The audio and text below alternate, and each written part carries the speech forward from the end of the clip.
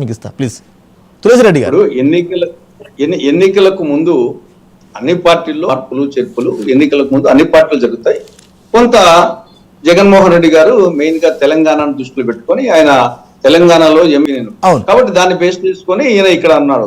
కానీ అక్కడికి ఇక్కడికి డిఫరెన్స్ ఏమంటే ఇక్కడ ఎమ్మెల్యేల మీద వ్యతిరేకత ఎక్కువనా, ముఖ్యమంత్రి మీద వ్యతిరేకత ఎక్కువనా, మంత్రి మీద వ్యతిరేకత ఎక్కువనా అని ఆలోచించినప్పుడు తెలంగాణలో ఓవరాల్ గా సంక్షేమము డెవలప్మెంట్ లో జగన్మోహన్ రెడ్డితో పోలిస్తే కేసీఆర్ ప్రభుత్వం డెఫినెట్ గా అప్పర్ హ్యాండ్. కాకపోతే అంటే ఆయనకు అహంకారము పట్టించుకోలేదు అనేది ఒకటి మైనస్ ఫ్యాక్టర్ తప్ప డెవలప్మెంట్ సంక్షేమంలో జగన్మోహన్ రెడ్డి ప్రభుత్వంతో పోలిస్తే డెఫినెట్ గా వచ్చేసి కేసీఆర్ మంచి పాలన అందించినట్టే. కానీ అక్కడ ఎమ్మెల్యేల మీద వ్యతిరేకత అనేది బాగా పనిచేసింది. కానీ అది మార్చకపోవడం వల్ల ఇంతకుముందు కోటేశ్వరరావు గారు చెప్పినట్లు అక్కడ మార్చకపోవడం వల్ల దెబ్బతిన్నారు. దాన్ని ఇక్కడ క్రైటీరియా తీసుకుంటే ఇక్కడ ఎమ్మెల్యేల మీద కంటే ముఖ్యమంత్రి మీద వ్యతిరేకత ఎక్కువగా ఉంది. ఇది ఎలా ఉందంటే ఒక నాటు డాక్టర్ వైద్యం తెలియక పంటి నొప్పి కోసం రోగిపోతే పంటి నొప్పికి తుంటి మీద దన్నే అంట.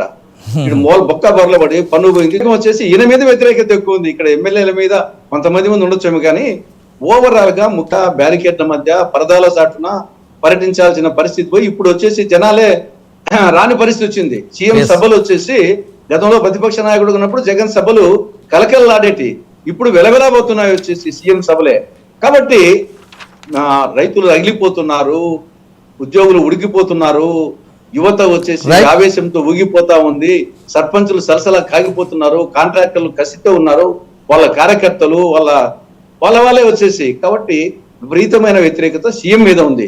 కాబట్టి ఇక్కడ మార్పు అనేది ఆయనలో రావాలి తప్పనిచ్చేసి ఎమ్మెల్యేలో కొద్దిమంది ఉండొచ్చు, కొద్దిమందినే ఉండొచ్చు. కానీ లార్జ్ స్థాయిలో చేస్తే కనుక డెఫినెట్ గా వచ్చేసి ఇది బూమరాంగ్ అవుతుంది.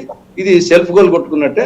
అది ఆల్రెడీ డిసైడెడ్ వచ్చేసి వైకాపా ఓడిపోవడం డిసైడెడ్. దాంట్లో వచ్చేసి ఇంకా దానికి ఇది మరిన్ని యాడ్ చేయడం జరుగుతుంది. ఇవన్నీ డెఫినెట్ గా మా కాంగ్రెస్ పార్టీకి సంబంధించి ఏమంటే ఇంతకుముందు కోటేశ్వర గారు చెప్పినట్లు కొంత ఇక్కడ నాయకులు మా 175 నియోజకవర్గాలు 20 పార్లమెంటుకు కొంత స్టేచర్ ఉండే నాయకుల లోపం కొంత ఉంది. మిగతా మా లాంటి వాళ్ళందరూ ఉన్నప్పటికీ కొంచెము ఎమ్మెల్యేస్ కంటెస్ట్ చేసే అభ్యర్థుల కొరత కొంత అంతలకని కాదు కొన్ని చోట్ల ఉంది. కాబట్టి పార్టీ అధిష్టాన నిర్ణయం శిరోధారి ఎవరు నిన్న స్త్రీ శిశు సంక్షేమ శాఖ మంత్రి ఉషశ్రీ అన్నారు.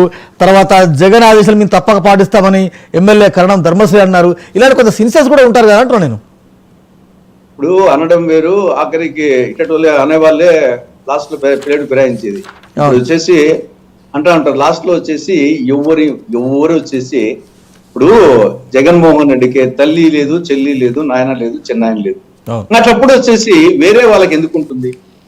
జగన్మోహన్ రెడ్డికి నీ తల్లిని గౌరవాధ్యక్షురాలుగా అగౌరవంగా తీసేసివి, నీ చెల్లిని వచ్చేసి ఆస్తుల పంపకంగానే ఇంకోటాన్ని పంపించేసివి, మీ నాయన వచ్చేసి చంపినారని చెప్పేసి నువ్వు చెప్పిన రిలయన్స్ వాళ్ళకే వాళ్ళు రికమెండ్ చేసిన పరిమళాన్నత్వానికి రాజ్యసభ సీట్ ఇచ్చివి, మీ చిన్నాయన వచ్చేసి సొంత ఊర్లో సొంత ఇంట్లో కిరాతకంగా చంపితే ఇంతవరకు అతి గతి లేదు, బాధితులకు వచ్చేసి నిందితుల తరపున వకాలతా పుచ్చుకొని చేస్తున్నావు. తల్లి మీద చిన్నాన్న మీద తల్లి మీద చెల్లి మీద లేనప్పుడు వేరే వాళ్ళకి ఎందుకు నీ మీద ఉంటుంది? ఇవన్నీ వచ్చేసి ఆర్టిఫిషియల్ వచ్చేసి ఉషశ్రీ చెప్పినా ఇంకోటి చెప్పినా ఎన్ని గతంలో చూసాం. ఎన్టీ రామారావు వచ్చేసి ఆయన చేతి మీద వచ్చేసి ఎన్టీ రామారావు అభిమాన సంఘము ప్రపంచ అభిమాన సంఘం అని చెప్పుకునే వాళ్ళే ఎన్టీఆర్ బతుకున్నప్పుడే వచ్చేసి ప్లేట్ ఫిరాయించిన వాళ్ళు ఉన్నారు. కాబట్టి ఇవన్నీ కోటి విద్యలు కూటి కొరుకుని ప్రతి వ్యక్తి ఎంత సంక్షేమం ఎలా రాబోతుంది మీ పార్టీలో? సంక్షేమం రాదు అని మీరు ఎక్స్పెక్ట్ చేస్తున్నారా? ఇందాక వారు అన్నట్టు ఎంతమంది ఎమ్మెల్యేలు